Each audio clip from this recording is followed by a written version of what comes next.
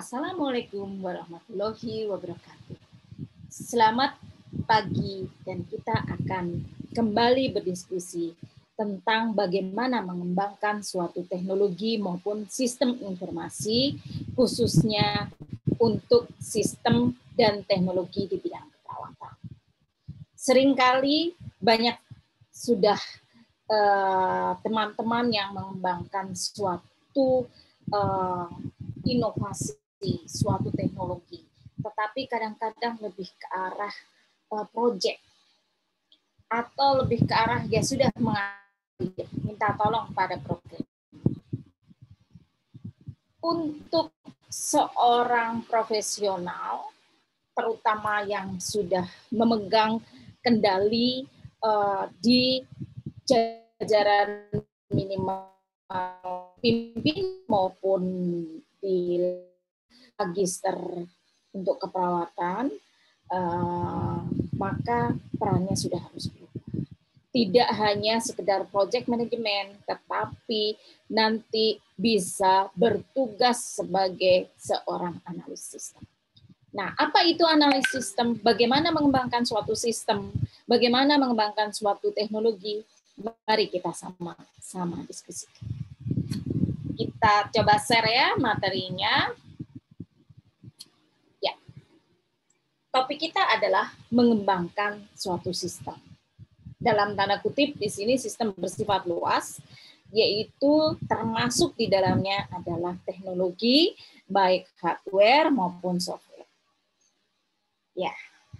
Ini yang akan kita hadapi, dan sebelumnya kita akan mengenal lebih jauh dulu. Silahkan panggil Bu Roro.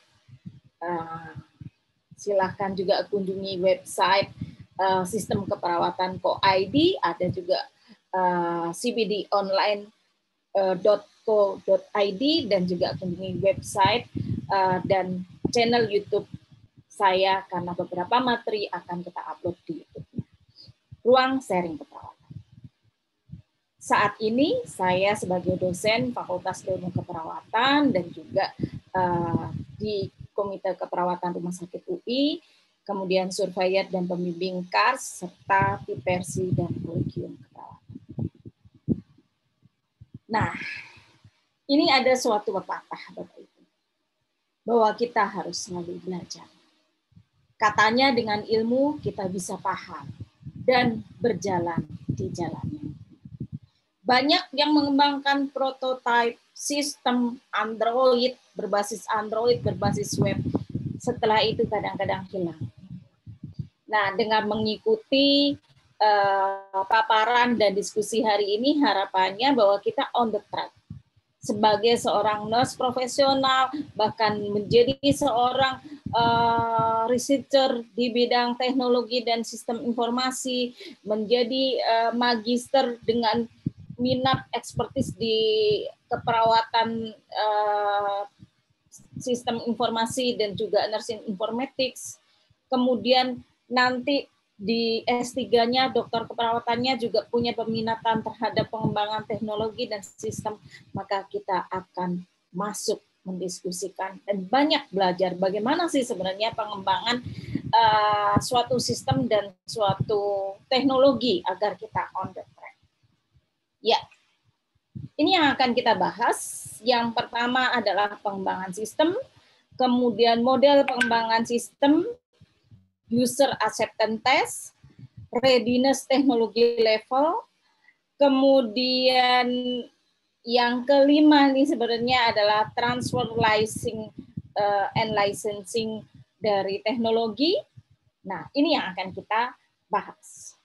Baik Bapak Ibu, lanjut ya. Pengembangan teknologi. Bahwa teknologi itu tidak serta-merta datang. Banyak kita bisa mengatakan, oh iya, tolong kita minta tolong ke programmer.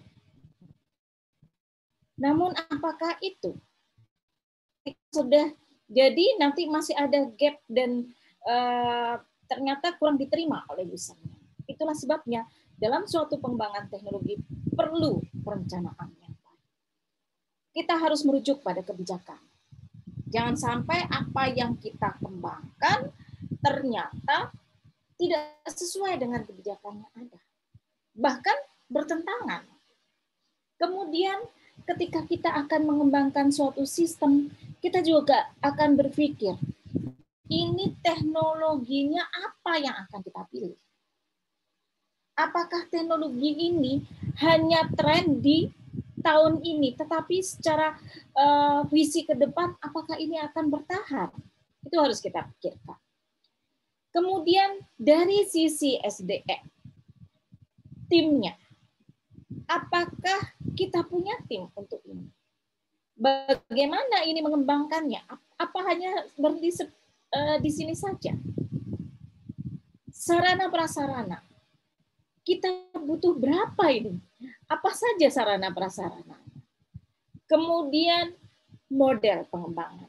Tentunya tentang desain sistem, hierarki dari input, proses, output.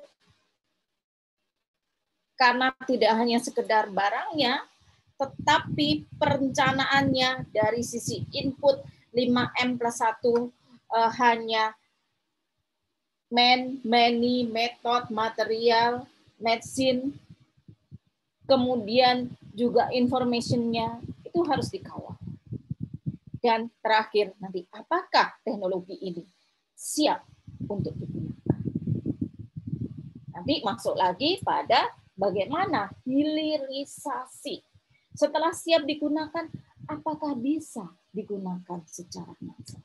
Ini yang harus kita dari keperawatan sudah pikirkan. Mengapa demikian? Banyak sekali sudah mengembangkan alat, teknologi, sistem, tapi masing-masing. Secara hilirisasi yang bersifat masif dikembangkan, kemudian juga bermanfaat baik dari sisi aplikatif praktik, pelayanan, kemudian riset dan edukasi. Itu yang kita harus kawal. Baik, kita lanjutkan. Nah, sebenarnya kalau dari sisi tim pengembang, dari sisi man, ada 4 komponen dalam suatu pengembangan sistem.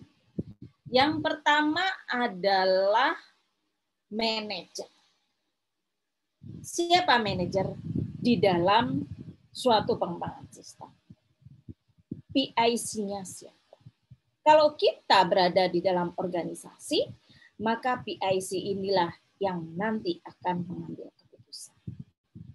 Kemudian ada programmer. Nah, nanti masing-masing uraian tugasnya kita akan bedah satu persatu. Kemudian ada tim analis. Yang harapannya inilah profesional kita, dan ini yang nanti muncul suatu karir tim analis dari nursing informatics. Dari mulai perencanaan, dari mulai bagaimana mengembangkan desain, alur, sampai nanti implementasi, evaluasi, dan pengembangan. Dan yang tidak boleh kita lupakan adalah user. Kita membuat alat sekecil dan sebesar apapun, ini dibutuhkan oleh user atau tidak? Kalau tidak dibutuhkan, sayang. Apa yang sudah kita kerjakan, akhirnya hanya masuk di dalam mungkin pencatatan haki, mungkin sudah dipatenkan, tetapi tidak digunakan oleh user. Nah, ini yang menjadi bahan perenungan kita. Begitu banyak suatu alat, begitu banyak suatu teknologi, begitu banyak suatu sistem yang sudah dikembangkan, namun akhirnya berakhir pada kepemilikan itu sendiri. Hanya ada di sekitar kita, belum diutilize. Nah, ini yang harus kita perhatikan ketika kita nanti mengembangkan suatu teknologi, alat maupun suatu sistem, ini harus kita pikirkan. Dan harus ada suatu mapping SDM yang tepat. Kita lihat satu persatu. Yang pertama, apa tugas dari manajemen? Dari seorang manajer terkait pengembangan sistem maupun teknologi. Yang pertama, tentunya melakukan perencanaan dan mengkaji suatu kebutuhan. Jadi ketika saya misalnya seorang manajer, kemudian ada yang mengusulkan suatu usulan, kita akan melihat dari segala aspek 5N+1. Kebutuhannya ada atau tidak? Visi ke depan ada atau tidak? Jangan membuat yang hanya short time. Setelah itu tidak bisa digunakan. Kita harus melihat di jangka panjang. Visionernya seperti apa. Kemudian juga mengkoordinasikan, karena di bawah manajemen ini nanti ada yang timnya tadi dari programmer, tim analis, kemudian juga user. Kebijakan dari manajer sangat-sangat menentukan dalam mensinergikan usulan. User biasanya minta yang banyak, yang murah.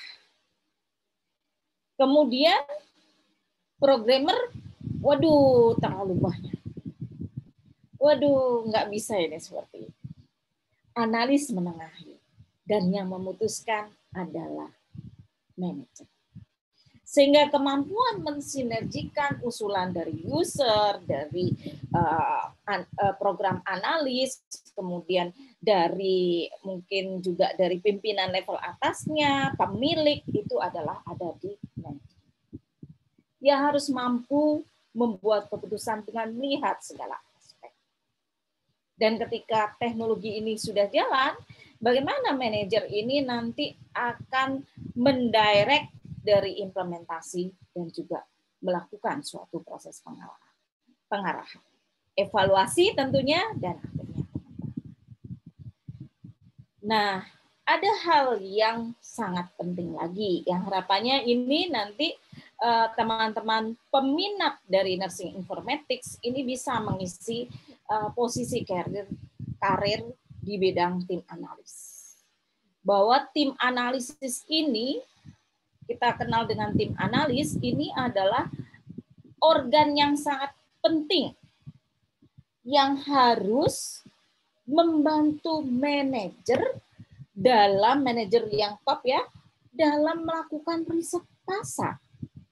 SWOT analysis dari kekuatan suatu sistem yang akan dikembangkan, dari SDM yang mendukungnya, dari teknologi, sarana prasarana, kebijakannya seperti apa. Weakness-nya sudah harus kita ketahui. Apa kira-kira kelemahan dari apa yang akan kita usulkan. Opportunity-nya tidak hanya jangka dekat, tetapi juga jangka panjang. Paling tidak bisa digunakan sampai misalnya 3 atau sampai 5 tahun. Tantangannya di sebelah ini sudah banyak atau belum? Ternyata teknologi itu selalu berkembang. Kita selalu bilang kalau mau mengembangkan suatu alat, ini yang paling baik. Tapi apakah kita bisa membuktikan tantangan kita terhadap yang sudah ada? Kemiripannya dan sebagainya. Tim analis ini juga setelah membuat riset pasar, itu membuat suatu proposal. Plan of action-nya harus ditimbang cost efektivitas dan cost efisiensi. Jadi dari sisi kualitas, dari benefit, dibandingkan dari biaya. Misal, X mau mengembangkan semacam teknologi, kemudian saya sebut A, teknologi ini biasanya digunakan secara manual, pembiayaan minim. Nah, setelah menggunakan A, ternyata biayanya sangat besar. Tentu seorang manajer akan mengatakan, apa keuntungannya? Kalau keuntungan dibandingkan biaya itu ternyata keuntungannya sedikit, biayanya terlalu besar, maka manajer akan menolak. Kelihayan dari tim analis adalah melihat dari sisi peluang keuntungan baik dari kualitas dan efisiensi. Atau di dalam ini adalah pembiayaan. Dan pembiayaan ini bisa dihitung dalam jangka panjang. Nah, saya mungkin sedikit cerita ketika saya mengembangkan SIMPRO, Sistem Informasi Manajemen Keperawatan RORO yang profesional. Saya menawarkan ke beberapa rumah sakit dengan free. Bisa digunakan dengan catatan saya memperoleh data dari efektivitas dan efisiensi dari yang sudah diuji coba. Kira-kira ada yang berminat atau tidak? Ternyata mereka paham benefitnya ada, tapi masih memikirkan macam-macamnya. Merasa benefit ini masih kurang dibandingkan effort pembiayaan. Apalagi kalau berbicara teknologi, umumnya pembiayaan di awal besar. Padahal kalau nanti dihitung secara 3 tahun, itu mungkin tidak ada apa-apa. Nah, apa yang terjadi? Ternyata adalah salah satu rumah sakit swasta yang dengan sukarela mau menggunakannya.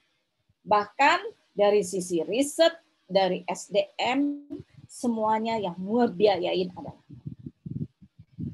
Ketika sudah hampir 2 tahun terimplementasi, sudah running well, sang pemilik baru cerita kepada saya. Bu, apa sih kira-kira yang membuat saya tertarik terhadap suatu sistem itu? Banyak pikiran saya. Oh iya, branding. Rumah sakit sudah menggunakan nursing elektronik. Branding, Bu. Kami sudah punya branding. Kami rumah sakit swasta di salah satu pusat kota, di area Menteng, pasien sudah banyak, artis-artis banyak yang datang, brandingnya rasanya sudah cukup.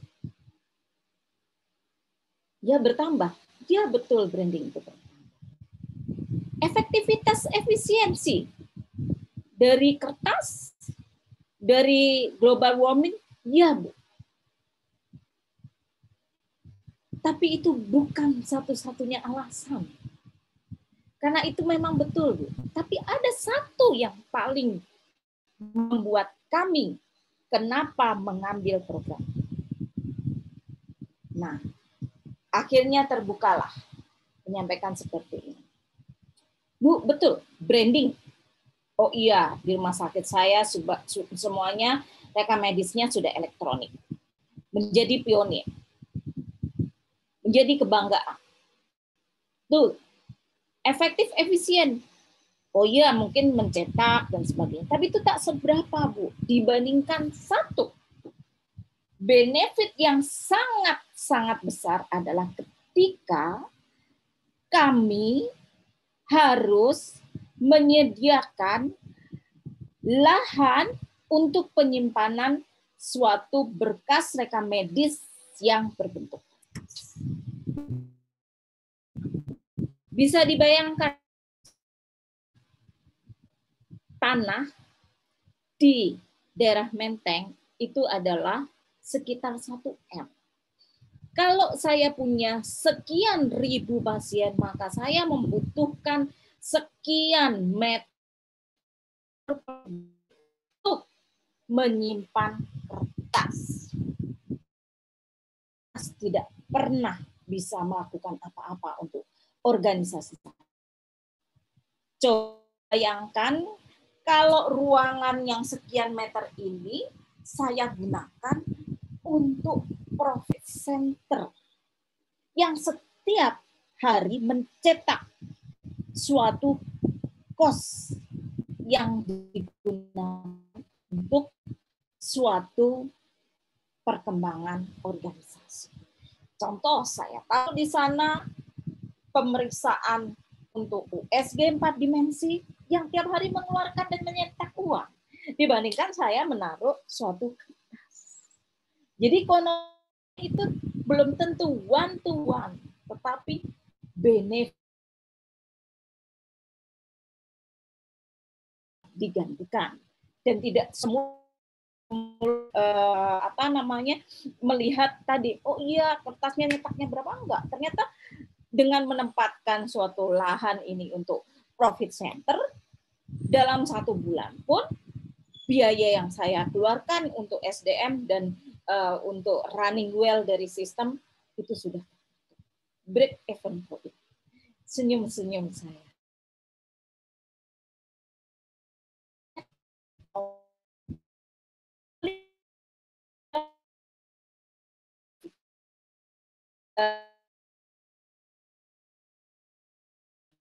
Inilah yang harus dipikirkan oleh tim analis, Bapak Ibu.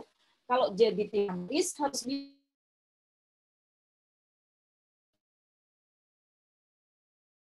dalam jangka dekat, jangka panjang, yang one to one maupun tadi skopnya lebih luas. Itu yang memang harus kita pikirkan. Nah, setelah mempunyai proposal, menghitung pembiayaan, menghitung waktu, plan of action ini penanggung jawab SDM-nya seperti apa, kita di tim analis itu menghubung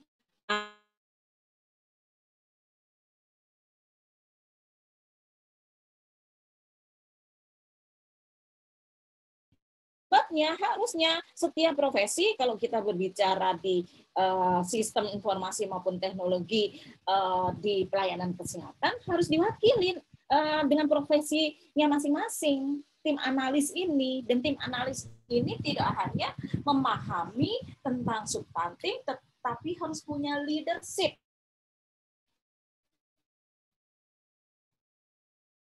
Perencanaan mampu membuat luar biasa. Itulah sebabnya seorang tim analis ini harus memahami tentang pengembangan nursing information system. Kalau tidak terjebak, oh ya ngikutannya aja sama program. Saya sarankan tim analis harus tahu tentang kalau itu berbicara teknik, ya kita harus software, pelajarinlah tentang software itu agar tidak terlalu kita seakan-akan dibawa, digiring. Padahal yang membutuhkan adalah kita dan user. Banyak sekali akhirnya sistem-sistem keperawatan itu tidak accept, tidak diterima oleh keperawatan. Bayangkan, misalnya ada mengklaim, oh iya elektronik nursing dokumentasi, tapi isinya hanya CPT. Isi intervensinya adalah intervensi kolaborasi. Nah, kalau seperti ini berarti kita belum mempunyai tim analisis yang kuat. Karena apa? Mungkin manajemen yang menetapkan dan programmernya belajar dari mana? Belajar ala biasa, belajar dari sebelah dan sebagainya. Setiap rumah sakit harus mempunyai tim analis di keperawatan untuk pengembangan suatu nursing information system. Tidak hanya rumah sakit, di puskesmas maupun di pelayanan kesehatan yang lain. Nah, inilah kompetensi yang harus dimiliki oleh tim analis karena penting sekali. Kalau manajer tadi lebih ke arah global untuk keputusan. Kalau tim analis ini juga selain sudah melihat dari sisi yang global, dia akan turun menjadi jembatan antara user, manager dengan programmer. Maka kompetensi yang harus dimiliki kalau kita berbicara tentang tim analis terkait nursing information system adalah kompetensi keperawatan. Kalau berbicara tentang nursing proses, maka dia harus benar-benar kompeten di nursing proses. Kalau berbicara tentang sistem pelayanan, maka jangan tanggung-tanggung. Dia harus menguasai tentang pelayanan keperawatan, pelayanan kesehatan seperti apa. Dan yang penting lagi adalah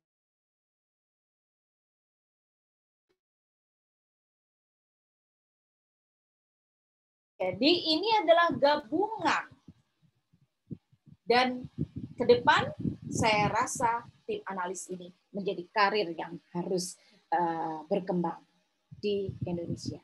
Karena era 4.0 mau ke 5.0 didorong dengan COVID-19, semuanya mendorong bahwa teknologi ini menjadi bagian dari kehidupan sehari-hari. Nah, ini masih masuk pada tanggung jawab sistem analis. Dia harus tahu tentang hierarki input, proses, output. Suatu sistem itu harus dibangun, apa yang dibutuhkan di inputnya, prosesnya seperti apa, keterkaitan antar unit, antar divisi, antar kebijakan, antar profesi, kemudian output apa yang bisa diukur. Itu harus dipikirkan oleh tim analis. Kalau tidak kita terjebak, oh iya, hanya memindahkan tulisan tangan kepada komputer. Itu juga udah computerized. Tapi outputnya apa? Analisnya apa? Terhadap dampak dari suatu pelayanan mutu dan juga keselamatan pasien apa?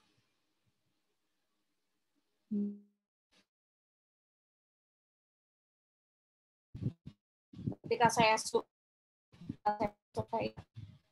saya bertanya, bagaimana menganalisis kejadian SMD?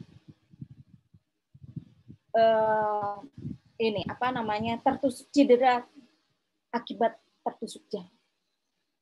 Apa jawaban programmer? Bu, kami ini kan hanya menerima. Kalau diminta kita akan buatkan. Kalau tidak, ya kami tidak paham, Bu. Harus ada yang menggait kami, karena kami bukan orang kesehatan. Padahal luar biasa itu, programmernya sudah pandai-pandai sekali. Ini yang menjadi bahan yang harus tidak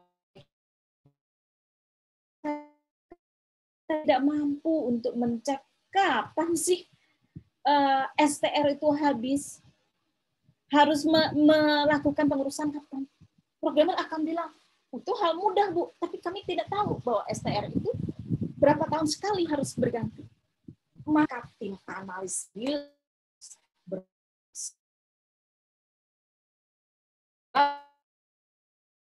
satu kebutuhan manajemen menerjemahkan. Ya. Kemudian flow, memang ini ranah programmer, tapi harus hierarki input, proses, dan ini akan mengawal terhadap alurnya. Kemudian tidak selesai itu, tidak hanya alur data, diagram data, tetapi bagaimana memikirkan interoperabilitas. Contoh, saya tadi berbicara tentang sistem SDM keperawatan. Sistem SDM keperawatan tidak bisa sendiri-sendiri. Ada SDM rumah sakit, ada SDM puskesmas, ada manajer SDM.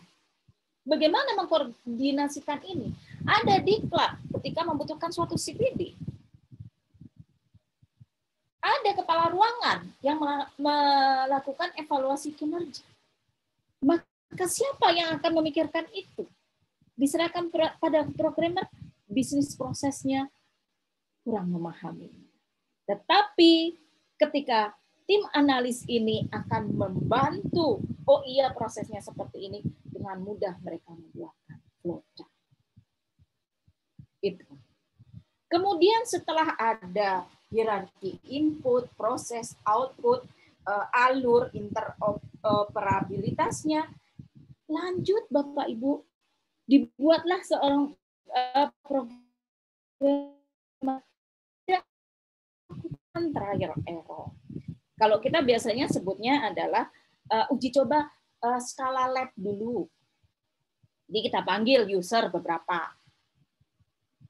Nah, setelah itu dicoba, oh ya ini Pak dengan kasus dummy skala lab. Ini yang kita lakukan juga ketika implementasi Simpro di rumah sakit. Kita panggil beberapa dari ruangan, Ya, kita menggunakan rekam medis yang sudah pasien pulang, kita masukkan. Ada nggak? Nah, ini user acceptance test. Oh, ternyata kurang ini, kurang itu, kurang Y, B, A, banyak sekali. Nah, setelah ada trial error, kita akan sampaikan lagi kepada programmer. Bayangkan Bapak Ibu, seandainya ternyata yang kita buat itu ada 50 item, ternyata 36 item itu tidak fit di user. Apa yang terjadi? Berarti perencanaan kita yang kurang. Bagaimana kira-kira programmer? Ngomel. Betul, akan ngomel. Karena programmer lebih senang menjahit baju dari awal dibandingkan harus mermak sana sini. Itulah sebabnya Bapak Ibu, hierarki, proses, output, DAD itu benar-benar harus dipersiapkan dengan matang. Perencanaannya harus dipersiapkan dengan matang. Jangan sampai ketika user acceptance test ternyata terlalu banyak yang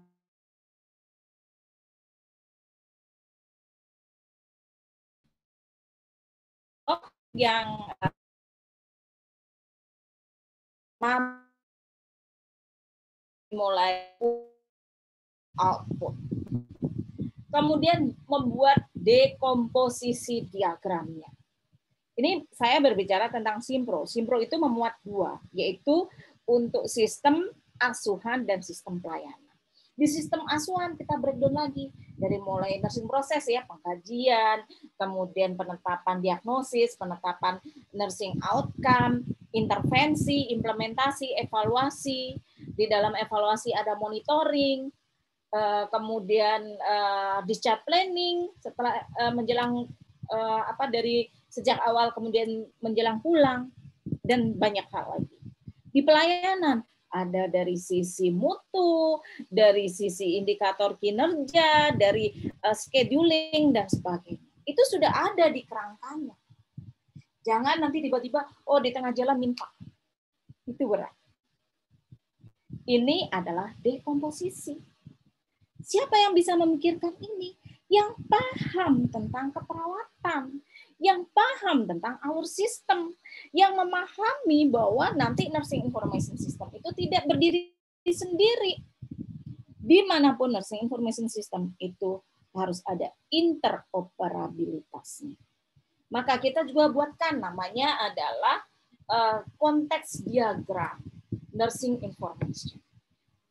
Bagaimana alur bolak-baliknya antara pasien dengan sistem, antara kepala ruangan HN dengan clinical care manager, antara primary nurse dengan pasien, dan seterusnya. Sudah ada semuanya. Makanya banyak bilang nursing information system sekarang ya boleh dilakukan oleh siapa saja.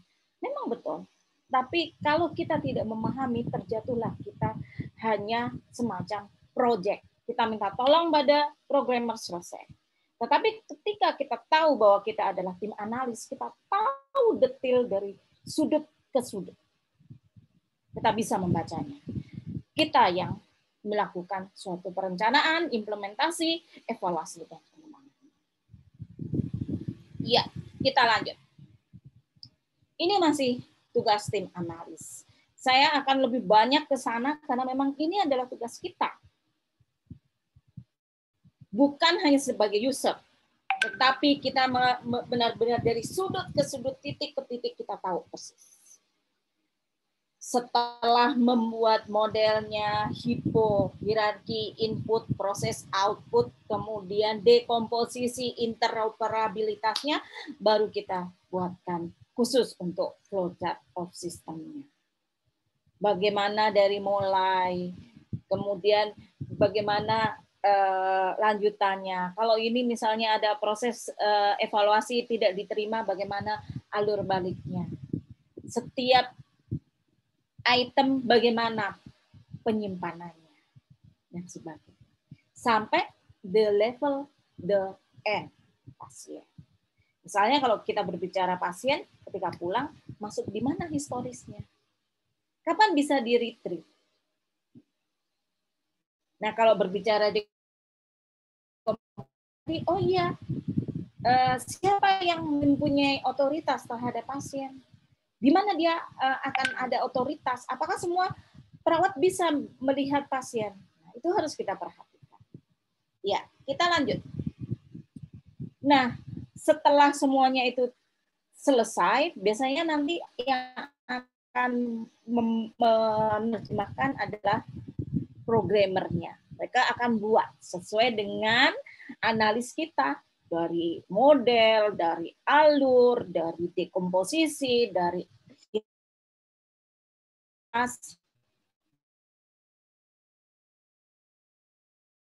setiap item kita buatkan schedulingnya. Kemudian ketika proses dengan programmer kita lihat di tengah-tengah. Maka ada suatu tahapan ketika sudah selesai dengan programmer yang disebut dengan UAT, User Acceptance Test. Skalanya 2, skala lab dan skala langsung sudah masuk kepada praktek langsung. Nah, UAT ini harus dilakukan oleh tim analis. Karena apa? Jangan sampai nanti sudah masuk ke praktek chaos. Banyak yang kurang. Maka di tengah-tengah biasanya dilakukan dengan studi terbatas, perwakilan. Kalau misalnya ini berbicara nursing proses, ya berarti semua unit perwakilannya untuk diuji coba. Nah, hasil dari UAT ini digunakan untuk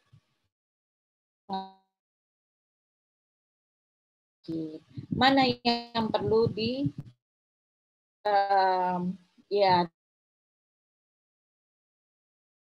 Nah,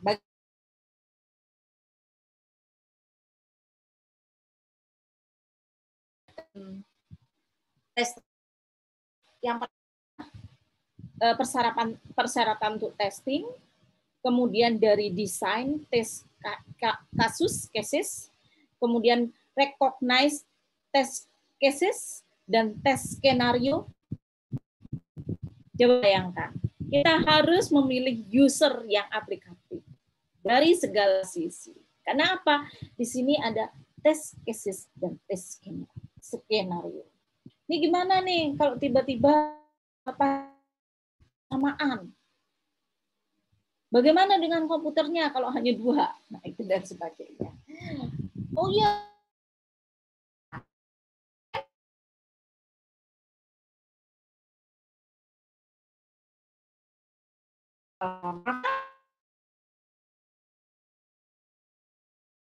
Buat tetapi punya mungkin telah didokumentasi, bisa di-generate dan seterusnya.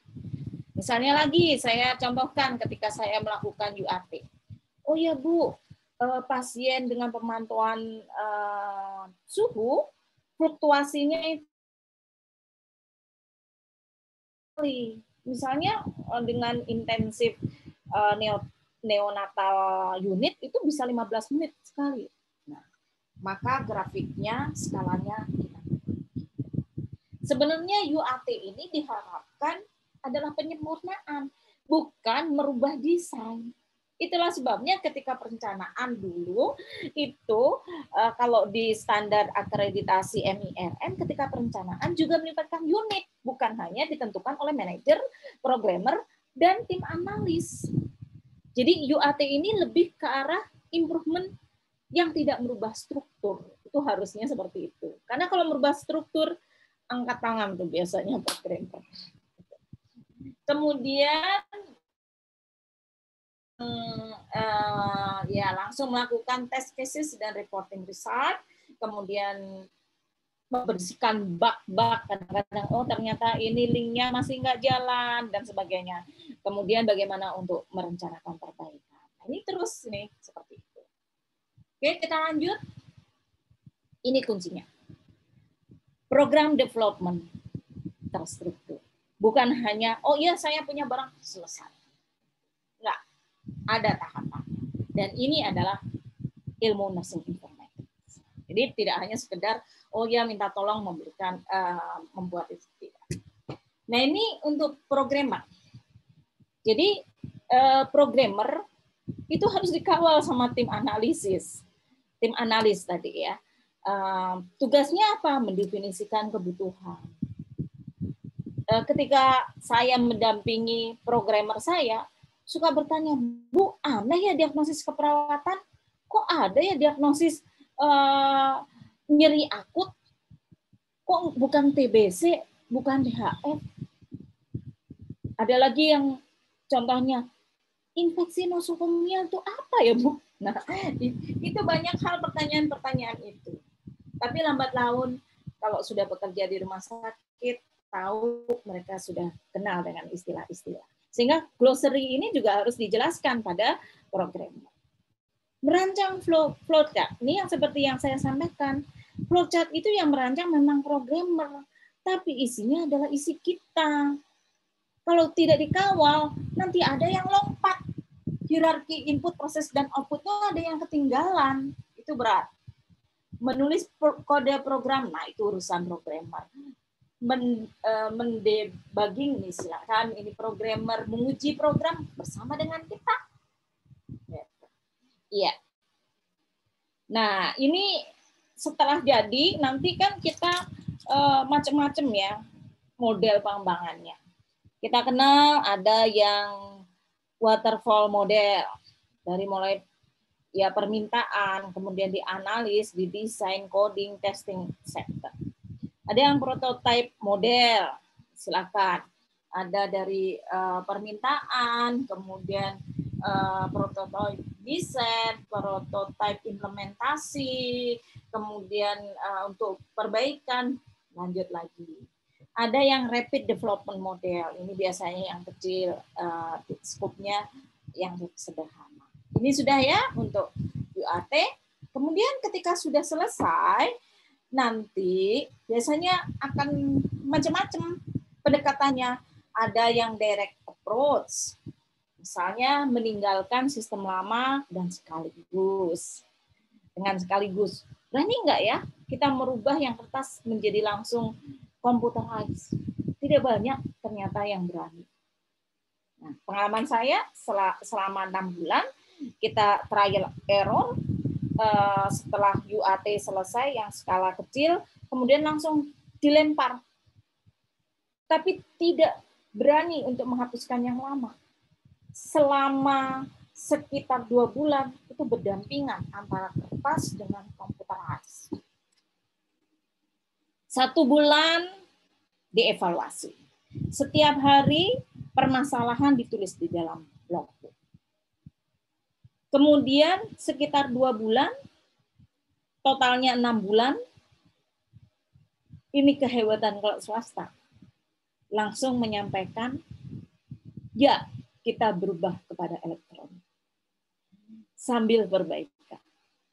Nah, yang 2 bulan tadi adalah parallel approach, yaitu sistem lama dan sistem baru berjalan bersama-sama, sehingga berjalan mantap. Berbeda rumah sakit dengan rumah sakit itu tidak sama ya. Jadi berbeda. Ada yang butuh sampai 11 bulan pun masih bersama-sama. Akhirnya nggak ketahuan mau dipindahkan ke computerized. Ada yang cuma 2 bulan. Sistem ini berjalan biasa.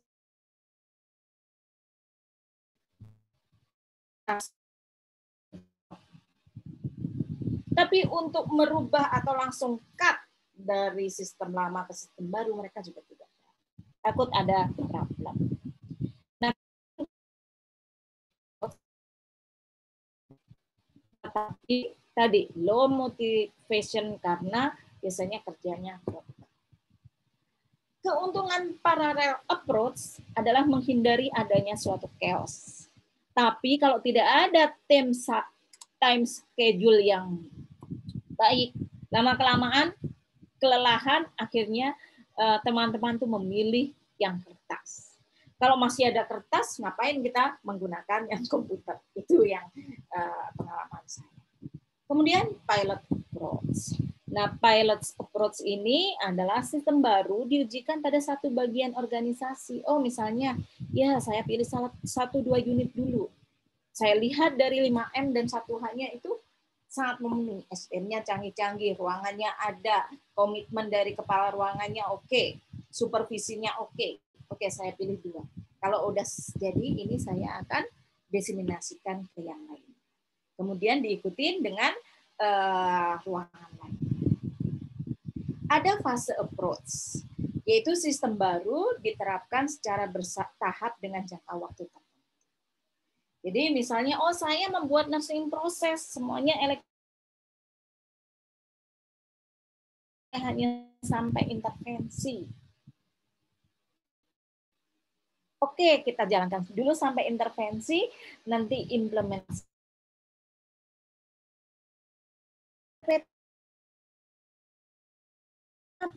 Karena masih keras, maka ya udah deh kita sampai dulu sampai implementasi untuk yang CPPT-nya menggunakan yang konvensional. Itu contohnya untuk fase approach. Nah, bagaimana menetapkan saya pilih yang direct, paralel, pilot, atau fase? Ini ada suatu beberapa pertanyaan. Nanti kita akan lihat ada yang namanya TRL, Teknologi Readiness Level. Nah, sebelum ke sana, banyak sekali pertanyaan. Ini terutama nanti kalau yang ingin mengembangkan sesuatu, kita akan lihat nih, setelah ada teknologi, kemana berujung? Banyak saat ini. Misalnya mahasiswa S3 keperawatan mengembangkan suatu prototipe. Setelah lulus S3, prototipenya itu kemana? Digunakan nggak oleh masyarakat? Pengembangannya seperti apa? Kemudian yang berikutnya, ya ada Bu HKI-nya. Ya, setelah ada HKI-nya kemana itu? Apakah diproduksi? Apakah digunakan? Apakah hanya menjadi tugas saat mahasiswa? Ataukah hanya menjadi laporan? Suatu pertanyaan yang sangat baik untuk direnungkan. Ya, ini adalah kesiapan difusi teknologi. Tadi yang saya tanyakan, kemana setelah ada teknologi? Kalau tadi saya di rumah sakit cerita, oh ya, rumah sakit yang mengawal, manajer mengawal, oh ya, kita menggunakan fase approach, parallel approach kita bareng-bareng manual dan computerized. Setelah 2 bulan migrasi menjadi total approach, direct approach, semuanya dirubah. Oke. Tapi kalau yang punya kita, kemana ya difusi dari teknologi? Nah, kita lihat teorinya. Yang pertama tentang kesiapan teknologi, yang kedua tentang kesiapan adopter atau pengguna, kemudian mekanisme difusi atau mekanisme pemanfaatan hasil litbang. Nah, ini ada sebenarnya suatu ini ya grafik yang menyatakan ini loh kenyataannya, bahwa ternyata suatu teknologi, apalagi teknologi kesehatan, itu tidak serta-merta bisa digunakan. Kalau kita lihat, di sini adalah peran university, ini peran di kami.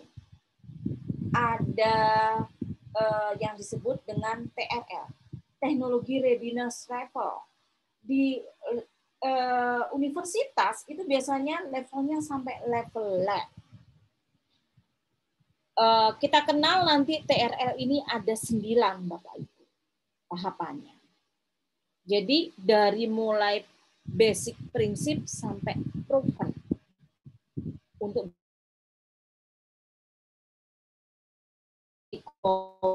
sosialisasi. Nah, di universitas itu satu itu masih basic. Biasanya masih observasi dan dilaporkan. Biasanya menggunakan studi literatur, menggunakan outputnya nanti bisa misalnya tulisan dan sebagainya. Kemudian masih teknologi konsep, kita mengkonsep. Kemudian masuk pada analitik eksperiensial. Nah, ini umumnya juga masih ada di level laboratorium. Kemudian baru komponen validasi. Ini juga masuk di laboratorium. Nah, ketika sudah berani masuk ke rumah sakit, masuk ke puskesmas, masuk digunakan.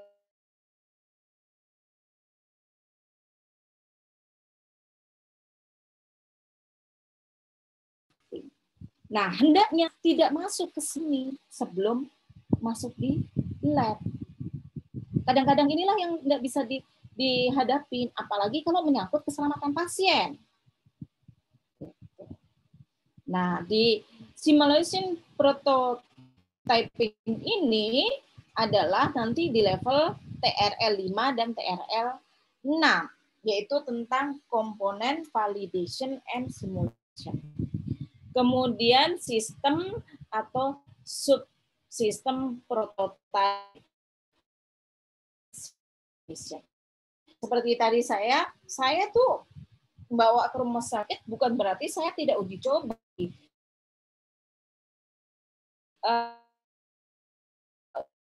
Sudah punya, itu saya kembali melihat ulang hipo saya. Karena hierarki input, proses, dan output yang saya kembangkan, ternyata ada hal-hal yang harus di-customize di rumah sakit. Kemudian dekomposisi, interoperabilitas, harus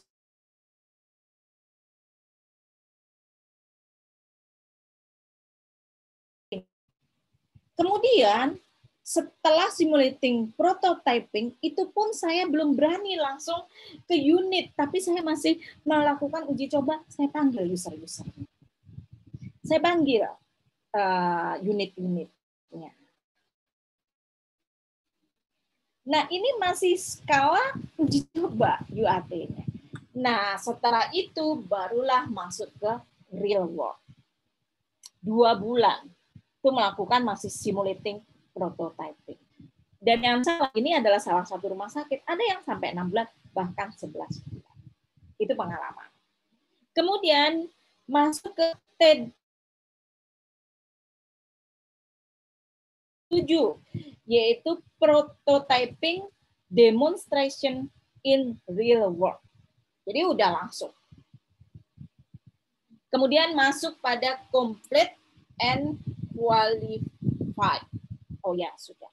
Kemudian sudah produk proven. Selama 1 tahun sudah dianggap proven. Tinggal maintenance, kemudian pengembangan sedikit-sedikit. Ini adalah alurnya. Nah, kita hasil-hasil produk mata kuliah, tesis, disertasi kadang-kadang masih ada di sini. Kalau ini tidak dikawal, jangan harap yang lain paham. Padahal begitu sudah sangat luar biasa teknologi dan sistem yang kita kembangkan.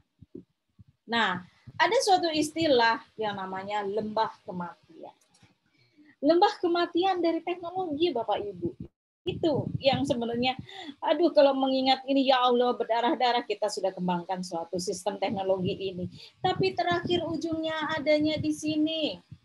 Lembah kematian. Karena tidak sanggup sampai ke komersialisasi. Ini yang butuh dikawal oleh analis sistem, butuh dikawal oleh organisasi profesi kalau berbicara tentang keperawatan. Butuh ada suatu himpunan, itu yang saya sarankan di topik yang sebelumnya. Kalau tidak, teknologi yang dihasilkan oleh anak bangsa, nursing, yang mau harkat kualitas dari keperawatan ini berada pada lembah kematian. Sangat disayangkan. Padahal di sini kita sudah melakukan riset, mengembangkan, kemudian mungkin ditransfer, disosialisasikan, dapat haki, tapi terakhir produk launch ternyata ketika ini sudah selesai. Suatu permintaan yang harus diperbaiki. Ya, kita lanjut. Nah, apa sih tadi teknologi readiness itu? Kalau bahasa Indonesianya tingkat kesiapan teknologi. Yang harus dikawal. Mengapa Bapak Ibu? Karena rata-rata yang dihasilkan di universitas, di lab itu baru sampai level 4. Padahal kita butuh teknologi yang sampai level 9. Yang proven. Gitu. Maka harus dikawal. Ketika sudah sampai 4, apa langkahnya? Nah, sebelum masuk ke sana kita lihat dulu. Sebenarnya dari BPPT sudah mengeluarkan suatu teknometer yang nanti bisa nanti kunjungi YouTube yang berikutnya tentang bagaimana kita mengisi teknometer dari suatu software yang diberikan oleh BPPT. Levelnya adalah 1 sampai 9. Jawabannya siap tidak siap, siap tidak siap. Dan kita rata-rata memang hasil dari prototipe yang di pendidikan itu ada yang 3, ada yang 4. Mengklaimnya sudah 9. Terus langsung dipasarkan. Tapi ternyata tidak. Nah, ada langkah ke sana. Oke. 1 sampai 9. Nilainya 1 sampai 9, Bapak Ibu. Kita 1, 2 tangganya seperti ini. Rata-rata kita baru masuk sampai ke 3. Ya. Oke. Ini umumnya riset dasar, kemudian ini riset terapan sudah langsung diimplementasikan dan riset. Ini yang harus kita pahami. Kalau kita memang masih di sini, ya harus terus dikembangkan, harus diuji coba. Masih ingat waktu kita kenal ada suatu penemuan alat dari helm untuk tangkap. Alatnya canggih, mungkin itu sangat bagus, tapi karena belum ngikutin sampai ke arah riset yang aturannya begitu di kesehatan itu sudah ada, tidak hanya dari TKT ini, tetapi juga ada regulasi bahwa harus ada uji coba lab, kemudian dari uji coba RCT 1, 2, 3, dan sebagainya, itu tidak diikuti. Maka akhirnya tidak sampai ke level 9. Baru ke level sini mungkin waktu itu, tapi harusnya ini selesai baru ke level terapan, kemudian sampai pengembangan, sampai proven. Oke. Nah, ini kita lihat. 1, baru prinsip dasar. 2, formulasi konsep dan atau aplikasi teknologi. Kita sudah punya teknologinya. Kemudian pembuktian konsep, proof of concept. Jadi biasanya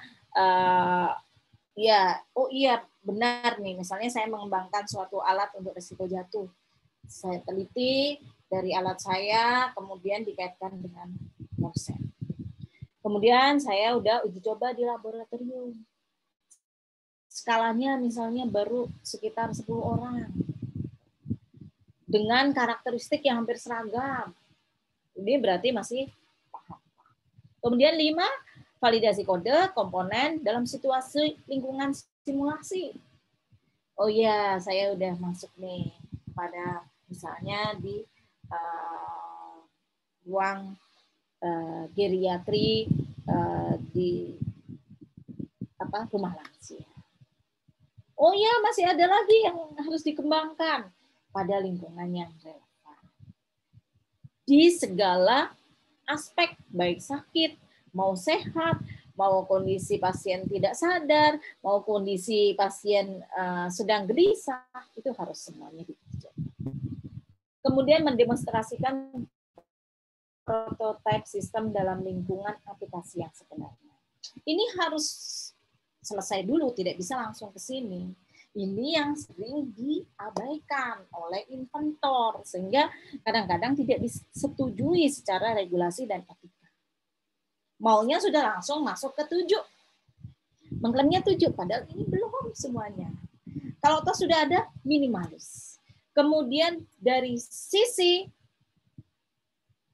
prinsip dari RCT. randomisasinya, dan sebagainya itu tidak. Kemudian telah melalui pengujian dan demonstrasi dalam aplikasi yang sebenarnya, nomor 9 adalah proof.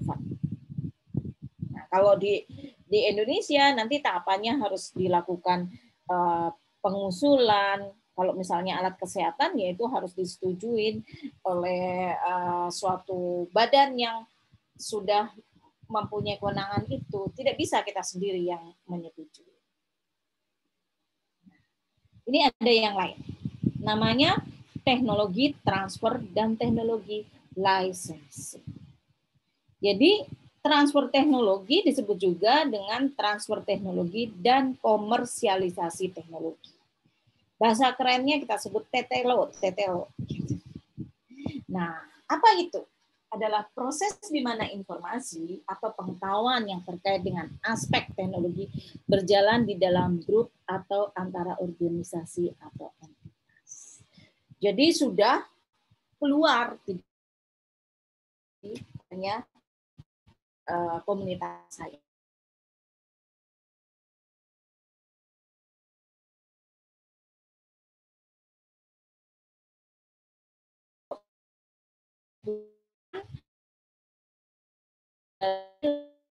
Ke industri atau dari salah satu aplikasi ke aplikasi domain yang lain. Jadi kalau masih levelnya untuk peneliti, ya berarti kita belum melakukan teknologi transfer. Nah, sebelum teknologi transfer harusnya ada teknologi licensing. Sudah bagus? Biasanya kita akan mendaftarkan kalau bentuknya produk, alat, sarana itu biasanya menggunakan paten. Kalau software bentuknya adalah hak cipta. Lisensi adalah perjanjian yang melibatkan pengalihan hak dari satu pihak ke pihak yang lain. Ini melindungi Bapak Ibu. Ketika terjadi transfer teknologi diproduksi, maka licensingnya siapa yang akan memegang? Apakah si produsen industri ataukah tetap inventornya? Itulah yang harus kita lindungi di dalam suatu pengembangan teknologi. Hak-hak ini biasanya mengontrol penggunaan untuk menyalin, membuat, menjual, dan lain-lain. Dari sisi hak kekayaan intelektual, baik itu paten, materi hak cipta, maupun pengetahuan dan kerahasiaan. Nah, setiap inventor harus menyiapkan strategi untuk hilirisasi. Ini udah harus ke sana. Maka kita juga harus membuat dari tim analisis yang disebut business model canvas. Apa itu business model canvas? Kalau kita enggak tadi masuk pada lembah kematian. Ngeri ya istilahnya. Apa itu BMC? Yaitu suatu kerja dalam bentuk visual berupa kanvas lukisan. Tujuannya apa? Tujuannya menjelaskan, menvisualisasikan, menilai, mengubah suatu model bisnis agar mampu menghasilkan kinerja yang lebih optimal. Jadi sudah ada model bisnis kanvasnya, tinggal kita masukkan. Key partnernya siapa, key activity-nya apa, key resources-nya apa, value proposition-nya apa, customer relationship-nya apa, channel-nya seperti apa, customer segment-nya seperti apa, cost structure-nya seperti apa, revenue stream seperti apa. Nah, ini yang harus masuk pada POA kalau kita menjadi sistem analis di suatu organisasi. Kalau kita sendiri yang inventor, mau menghilirisasi, ya kita buat. Tantangan bagi kita. Kalau tidak mau masuk pada lembah kematian. Nah, apakah kita bisa langsung implementasikan atau komersial? Kalau di Indonesia, berbicara tentang kesehatan, dasar hukumnya jelas. Ada Undang-Undang Kesehatan Nomor 36 tahun 2014, PP 72 tentang pengamanan sediaan farmasi, Permenkes 1189 tahun 2010 tentang sertifikasi produksi alat kesehatan. Tidak serta-merta bisa. Harus mengikuti prosesnya. Permen Permenkes 51 tahun 2014 pemasukan alat kesehatan melalui mekanisme jalur khusus Special Access Scheme. Permenkes 64 tahun 2015 organisasi dan tata kerja Kementerian Kesehatan, di sana nanti ada prosesnya. Permenkes 62 2017 izin edar alat kesehatan. Jadi ketika kita sudah mau komersialisasi harus benar-benar dikawal, ada izin alat kesehatan diagnosis in vitro dan pembekalan kesehatan rumah tangga. Permenkes tahun 63 tahun 2017 cara uji klinik alat kesehatan yang baik. Permenkes 4 tahun 2014 cara distribusi alat kesehatan yang baik. Ini harus kita ikutin semua, Bapak Ibu. Mau memang bergerak ke sana. Kalau tidak, ya tadi kita akan masuk ke level 4 saja. Masuk pada kalangan sebagian, tetapi tidak murni diakuin oleh negara bahwa ini punya izin edar dan sebagainya. Nah, ini adalah dari Direktorat Pengawasan Alkes dan PKRT ya, pengawasan dari alat kesehatan, dari mulai penelitian harus masuk ke produksi dengan TRL yang 9 tadi, kemudian juga mengikuti semua regulasi, kemudian pengemasan, iklan, distribusi, penjualan, penggunaan pemeliharaan, dan sebagainya. Ini kalau kita mau ingin bergerak ke sana. Kira-kira seperti apa bayangannya? Tetap kita optimis. Tidak akan pernah sampai level 9 kalau kita tidak pernah mengikuti masuk di level 1, 2, 3. Don't worry, kita akan berproses. Jadi jangan khawatir, jangan mikirin begitu, kalau gitu ya udah deh nggak usah ngapa-ngapain. Bukan begitu. Kita tidak pernah masuk ke level 6 kalau tidak pernah mengikuti 1, 2, 3, 4, dan 5. Apalagi ke 9, 5, 6, 7, 8, 9. Ikuti regulasinya, maka kita akan bisa sampai di sana. Namun, kita harus tetap mengingat bahwa teknologi ini sangat penting. The power of technology. Dengan teknologi, katanya, dunia akan datang. Tinggal kita mengawalnya dengan baik, sesuai dengan etika profesi. Nursing Information System ini akan membantu pelayanan maupun nursing. Itulah sebabnya the level dari nurse profesional harus memahami tentang Nursing Information System. Apalagi di level magister dan dokter. Demikian yang bisa saya sampaikan, sangat luar biasa teknologi. Gambarkan ini adalah masa depan kita yang akan terus menggunakan teknologi dengan bijak. Terima kasih saya ucapkan, dan silakan nanti dari diskusi hari ini masuk kepada YouTube saya. Silakan, sukses teknologi membuat kita lebih bijak dan lebih bisa mengemban, caring, meningkatkan keselamatan pasien, mutu pelayanan keperawatan. Wassalamualaikum warahmatullahi wabarakatuh.